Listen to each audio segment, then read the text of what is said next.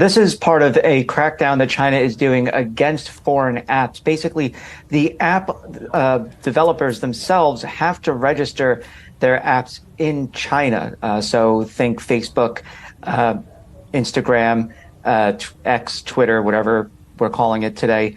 They all have to register within China to be able to be accessed there. Obviously, they don't run their services there, but Chinese citizens will download VPNs, virtual private networks, to get around that so-called Great Firewall to be able to access those apps. And so because of that, China wants these companies to register.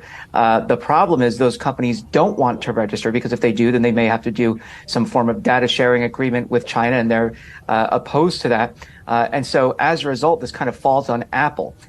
If these companies don't register, Apple has to either remove them from the App Store entirely or could face legal ramifications in China. And so Apple essentially reached out trying to get clarification on this, according to this journal report.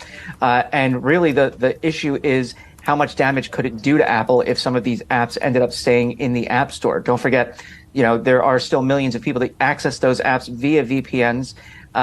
Apple has made concessions to China before regarding the data laws that they have in place, including holding Chinese citizen data in China.